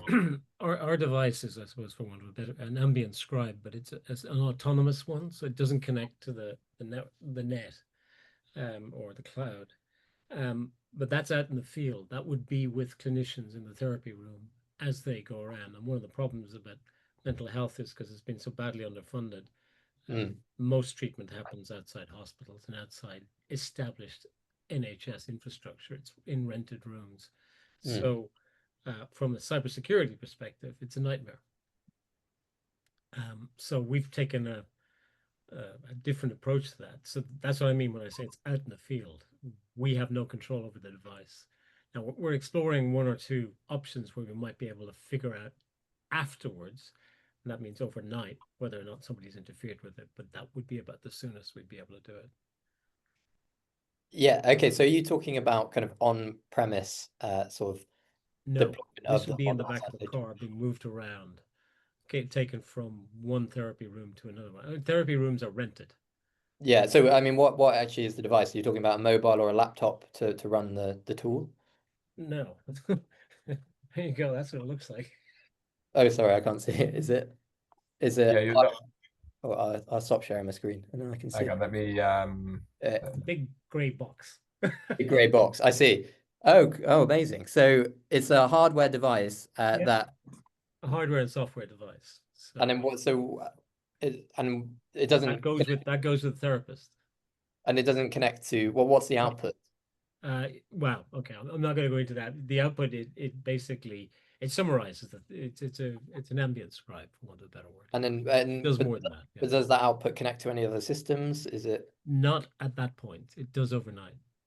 It does overnight. So from the question about the penetration test, you're storing sensitive data within the machine itself, and then you're later sending that data to other systems. So you're going to, of course, want to make sure that is done securely. So you would need some kind of testing to make sure the data is secure on the device, and then also that API or however you're sending it is. We're hoping to use Fire, but the problem is interfacing to the larger EPOs costs about $2 million. Yeah, no, it is challenging to integrate with the EPRs. That's an ongoing problem. But yeah, ultimately, for it to be useful, it will have to be removed from the device. Yeah. So the idea is we don't want to store the data at all. Yeah. Yeah, so even though you might not be storing it for long periods, even the processing activities you need to make sure are secure and appropriately tested and compliant, essentially. Yeah, okay. But from a pen testing, I mean, that's a different type of object than most of the objects. Yeah, so you can definitely get specific pen tests for hardware devices, hardware plus software. So yeah, it can definitely be checked. And of course, you'll have additional considerations like make sure you don't leave it on the bus or something like that. But other controls you'll need to consider. But yeah, you definitely need to have evidence of making sure that system's secure, especially if it's a bit sort of out of the ordinary as well. Organizations will want to have reassurance that that device is secure. Yeah. Okay. Thanks, Kevin. We've got a question from Jeff. I think I'm gonna. Yes, hi. Thank you, Paul. Great presentation. We as a company have been fortunate to get one of the RADIANT-CERSI regulatory journey support project grants. So we're trying to help the community to understand kind of what's required for safe deployment of technologies, kind of beyond some of these formal, standards and stuff like this. So not really a question for now, but I just wondered if you'd be willing to have a short discussion at some point outside of this, just to understand a bit more from your perspective, some of these other things. Yeah, definitely. Very keen. Yeah, just I can put my details up, but yeah, we can connect after for sure. Perfect. Thank you so much. Great. Thanks, Jeff. We've got a couple of minutes. Any other questions or reflections or points, or people might have had experience with these things that they want to share? It's obviously nice and sounds nice and easy when we talk about it here, but these things can be challenges. So yeah, any other questions or thoughts? Thanks for sharing your contact. Cool. Doesn't look like it. I'll take that as a sign that you've explained it perfectly. Almost so.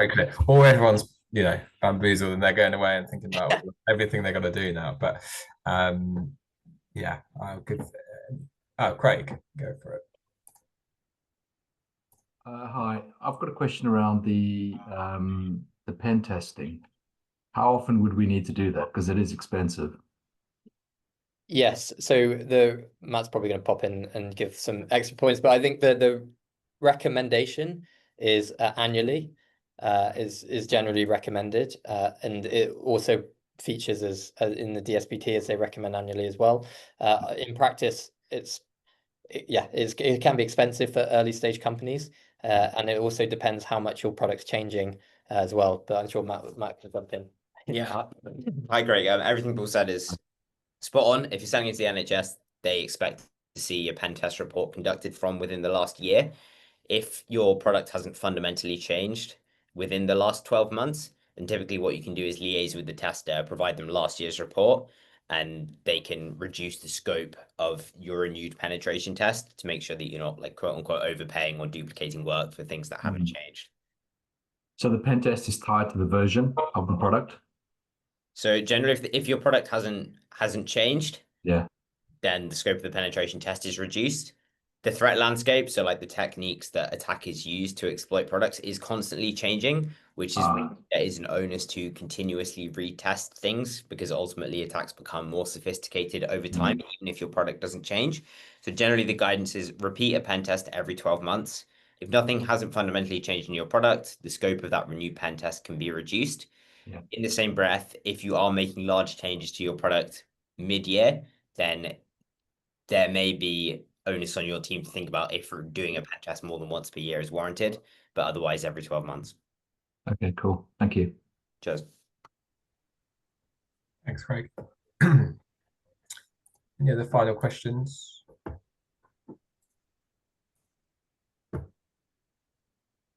give you a moment. Okay, doesn't look like it. So thank you very much, both of you. That's really helpful, and we'll share your slides afterwards as well. So I know there's a lot of information and reference stuff, but I think you made reference to a few places where it's sort of broken down or guides to that. So I'll make sure that I'll share those afterwards as well, so people can have a look back through that. But yeah, really helpful. So thank you both so much. Great. All right, we will move on to our next section. So I think hopefully Rishi is on the call. Rishi, are you there? Hi, Sam. Hello, Rishi. Yeah, can you hear me and see me okay? I can't see yet, but I think that's me. I just need to sort out some. There we go. You're on some spotlights. Awesome. So, yes, welcome. And so Rishi Dasgupta is our Chief Executive at the Health Innovation Network, South London. And Rishi's going to talk to us about and introduce the NHS AI framework. I won't take too much more away from you, but I think it's a helpful kind of resource and guide for people to be aware of. So we wanted to kind of bring it to this session and draw some attention to it. So I will hand over to Rishi. Hi. Thank you for that. I think you've had quite a comprehensive sort of rundown there from Paul. I caught the tail end of it there. I was going to talk about two things this morning, but actually, I think maybe I'll focus a little bit on the second. So, the first of them was NHS in London, particularly, is thinking through how to choose to deploy things and is kind of going through a test framework to do that, which is published on it's on the HIN website on behalf of NHS London, and NHS England is looking to broaden the adoption of that, but I'm not in a position to kind of announce that yet. So it's a sort of watch this space. So if you want to get a little ahead on the ball, do have a look at the test framework piece. The reason I mention it is because my background is as a clinical doctor and then as an ops director and chief operating officer for a hospital group, and then as a CIO. So I've kind of had to do the kind of counterpart end to what most of you, I think, are doing on your products and your companies. And what you've heard this morning is, I think, just how complicated it is for if you're a busy clinical staff member or CIO across your portfolio, trying to think through how will you also deploy AI products with all of the regulation that goes alongside it is pretty challenging. So I thought I might talk a little about the AI procurement and deployment and what's happening within the NHS at the moment. And if that's of interest, we can keep going. And if it isn't, then I imagine you'll say on the chat very quickly, thanks, but no thanks. And we are at the end of the session. So, we can finish a little earlier, or you can, or maybe dial off. Sam, is that okay as a plan? That's fine. It's an open invitation, yeah, to give you live feedback on it. So I'll watch the chat space. It certainly is. Do give live feedback. Very open to it. I'm just trying to work out if you can now see a window with a presentation on it. It's on. Yep, right, it's perfect. So I've literally got 3 slides here, but I think the discussion is quite helpful, and I can't see the chat at the moment. So I'm going to allow Sam, if you can flag things with me, that would be awesome. Will do. But I can see some of you all. I can see your face, Sam, on the screen. So slightly weird setup, I think I've probably got. So look, where we are is broadly is the health services in UK and any major developed country they're all facing the same challenges broadly, increasing demand because patients are getting older, more treatments are coming onto the market, and as we're living longer with more comorbidities, demand's going up. There's a limited workforce capacity, and there are rising costs for specific treatment. So I think none of that is news to any of you, I would imagine. The UK government's been pretty clear about the fact that it sees AI as a key part to addressing these challenges in all of its policy statements. The most recent 2 are around that I think, I'm sure you're all aware of, but the Fit for the Future, the 10-year NHS plan document that came out in July, and the Life Sciences Sector Plan that came out in, I think it was the end of June or July as well. But those 2 lay out in quite a lot of detail that AI is critical to this. But given where we are time-wise, we are still at a point where I think the operationalization of that is lagging, and we expect more detail in the next 4 to 6 months, which is the time frame over which all the budgeting decisions for next year are being taken, and therefore the planning of how things will roll out and where the focus is will be over that period. So I think we're getting a bit of clarification about what requires a medical device approval from MHRA. We're getting that both from MHRA and from NHS England at the moment. And Paul, kind of, I think I heard you mentioning the changes to the ambient voice technology and ambient scribe market that we've seen there. And we're seeing a proposal to develop innovator passports, which are mentioned in the Fit for the Future document. But I'll be honest, they still lack a bit of detail, and we're helping to kind of support how that would, what the detail of that is and how they'd be rolled out. So it is very much a watch this space message on this at the moment. I just wanted to restate, though, that the NHS 10-year plan, this is our summary of it from the network, highlights a set of priorities, highlights a set of models of care that need to be different, says digital and data is important, and therefore is moving up the agenda for all the reasons we've said, and commits to making AI, from a policy perspective, making AI a sort of force to drive patient power and productivity of, I guess, staff productivity. And then also the commitment from the life sciences strategy to say that actually that relates both to AI, but also to pharmaceutical products and things that are there. So all of this means there is a massive burden of change being put at the door of the NHS, and your products, I think, fit within that if you were deploying to the NHS at the moment. I know some of you are looking more broadly than that. I think that that means that there are broadly 4 areas of focus in the NHS at the moment, and our HIN view on what the areas of interest are at the moment, as part of our demand signaling function, are around AI that supports diagnostic test interpretation to increase accuracy and speed, and there are big waiting times in that space, and it's probably the most developed, and FDA 75% of the products are in that space.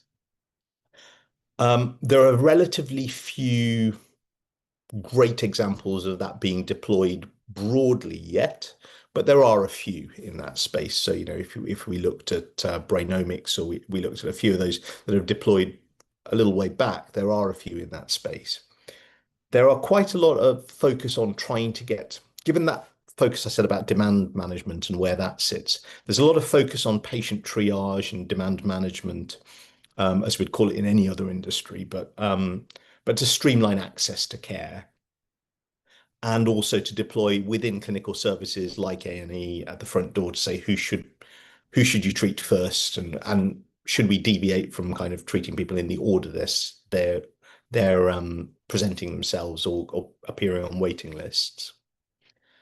And that fits with a larger scale challenge around really long waiting lists that will take that in some cases are over into the years, and that the capacity, if going at the traditional models of care, would take a very long time to clear, and therefore do you deviate from first person added to the list as the first person you see?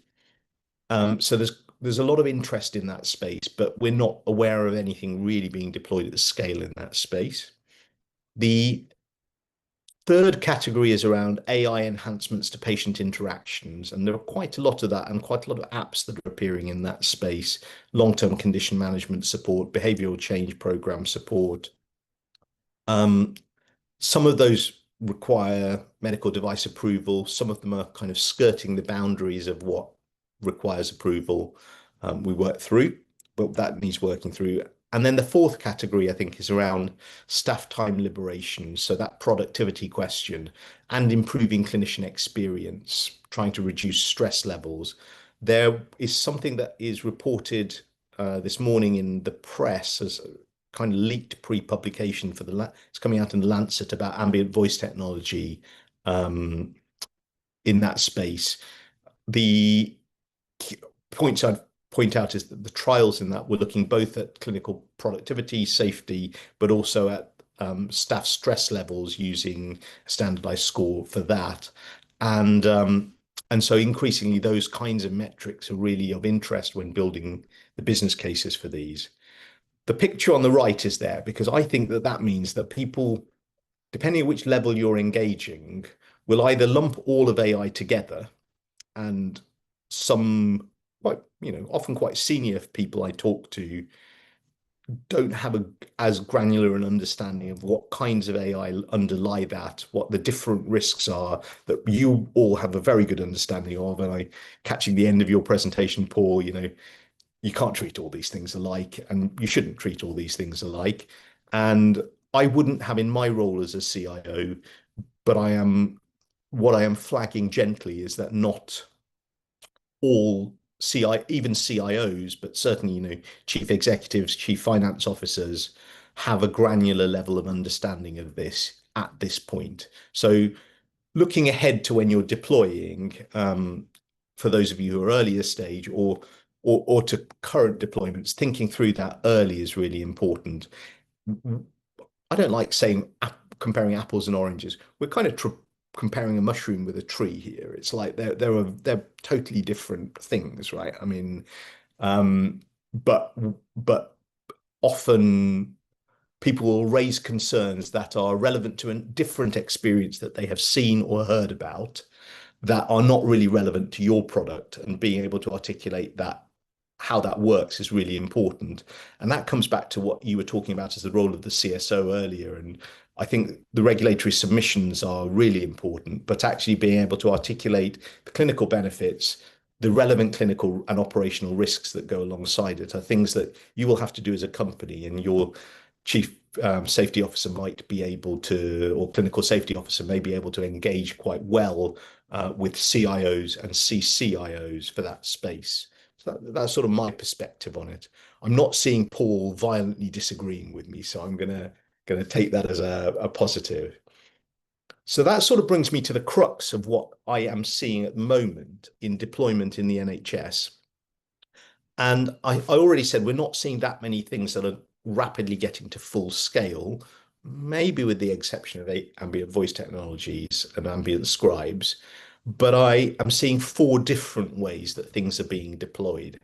And that leads to 4 quite different sets of approaches by provider organizations in selection. So these all go alongside procurement, but they're quite different. So the first is as part of a clinical trial or as part of a trial of the product, kind of following the usual trial ethics and safety protocols, often in connection with universities and research committees within NHS organizations. I think that's a relatively tried and tested way of going through things, with all of the caveats about data governance and things that we need to have in place, good data management that we have to have in place for this, but also with an added layer of safety around how this works operationally. I think that is a tried and tested way of doing things. However, it's probably not very scalable, and it's probably reasonably, or the cost involved in it is higher than you would have in AI deployments in any other industry, or in industries that are have fewer safety concerns at the heart of the way that they think about deployment of technology and AI. So that's the first. I think the second one on here, the product and device approach, is that's kind of the way that we've defaulted to thinking about AI. Is you producing a product requires device approval, MHRA approval in many cases. Think about it as a product. And then that puts the onus on the NHS organization about thinking through how will that be deployed safely, both in terms of the product testing or checking that the safety requirements that we've been talking about this morning are in place, but also thinking through how does it work operationally? So how will decisions be taken about it? And I heard some of those concerns also being discussed earlier. So that is clearly of use to a trust. And if I were a CIO still at one of the trusts, I would do that for places where I think there's a real overwhelming benefit, recognizing I can't do it in-house for a lot of products in a year, and I probably don't have the capacity to do that for a lot of products in a year. So I'll go for the places that I think have a huge benefit and deploy first, and that may be some of your companies and products. But I think that's the second way. And then the 2 on the right of this page are the other 2 ways we're seeing. So clinical services, we're seeing a few companies which are saying, well, actually, we've got an AI product. We recognize that you might not have time to do all of that deployment in your NHS organization. We'll set up a clinical service for you. And that's a CQC registered clinical service, which effectively you subcontract your patient to, and that service takes on the entire responsibility and the liability risk associated with the way treatment's delivered. I guess Sam, I might flag things on our accelerator in that space. Folks like Flock Health, for instance, who do it for back pain physiotherapy. It's actually a really elegant way of deploying your service if you're willing to effectively create a clinical service. Now, it might not see a lot of people in itself and in person. And I think that's the model with Flock Health, for example. But it is a very different governance model from the point of view of an NHS organisation to do it that way. And it transfers a lot of the responsibilities of the clinical service and the clinical risk to the clinical service provider, which also may be the tool provider. And then the fourth way is to develop partnerships. And there are different procurement rules for how you procure a partnership to how you procure a product. And that may be in the format of a joint venture or as upside benefits to the organization, or it may be effectively as a consulting service. And both of those have different procurement rules associated with them. So I'm seeing that also as a way developed, and there is some material on the HIN websites around how people procure partnerships that we could go into in more detail. So I was going to flag those four as the broad areas for the way that we're approaching deployment. The Innovator Passport is probably more relevant to the product and device area. Here's a device, here's how it's been deployed successfully, here's a blueprint for deployment, and a passport for some of those safety checks which we've referred to, and which Paul quite correctly pointed out we don't have central bodies for authorizing yet. And perhaps I just pause there because that's sort of the broad areas that I was going to cover.